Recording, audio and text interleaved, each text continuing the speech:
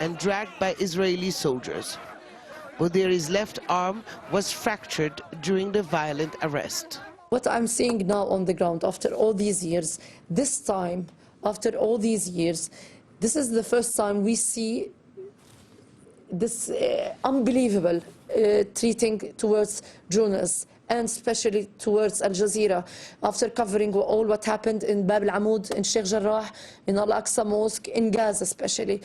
But they want the camera to be broken, as they broke it yesterday with my colleague Nabil Mazzawi. They wanted the microphone to be on the ground, but we are telling them that the microphone and the camera will stay and we will continue. Nothing will stop us, nothing. We faced more than this and we will continue.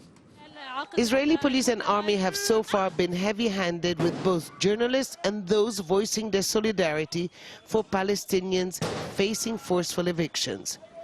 This was the scene outside the police station as Mona's father was talking to journalists. The street where she lives has seen many crackdowns. Despite it all, Mona's voice has become a difficult one to silence. Huda Abdelhamid, Al Jazeera, in occupied East Jerusalem. We also continue to follow developments in Gaza, where weeks after Israeli airstrikes destroyed thousands of homes in the Strip, Palestinians have only begun to clear out the rubble. There was a lack of equipment there, which delayed the process. Well, Egypt has now sent in heavy machinery needed to remove tons of debris from flattened buildings. And as Yumna Es-Said reports, displaced families who've been forced to shelter at UN-run schools are hoping to rebuild their homes as soon as possible.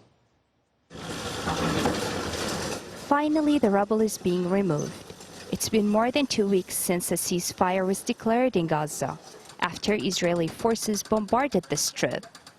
Officials here don't have the resources or machinery to do this job on their own. So Egypt sent an aid convoy of diggers, cranes and trucks to help with the huge task of clearing debris and what's left of people's homes. We asked the donor parties to provide us with help, and Egypt has carried out this support by providing the necessary machinery and crews to assist the removal of at least 200,000 tons of rubble that obstructed the movement of people and transport. The removal of rubble means the beginning of the reconstruction process for many families here. Mohammed Amin Al-Kolak, who lost members of his family and his building, didn't wait for the Egyptian machinery to arrive. He hired a private crane operator to remove the rubble from his destroyed home. I heard that the machinery arrived, but I'm in a hurry to rebuild my home, so I brought my own contractor to speed up the removal of the rubble.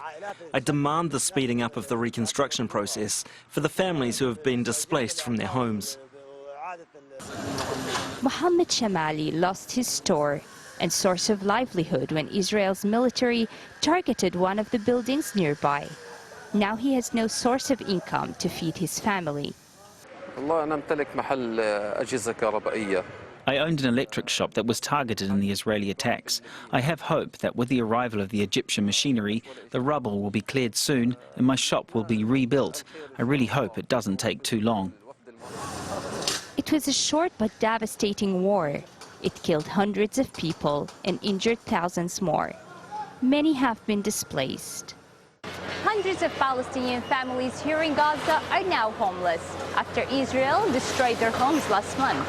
All is left for them to do now is wait in the hopes of rebuilding what's lost. When we see it, Al Jazeera.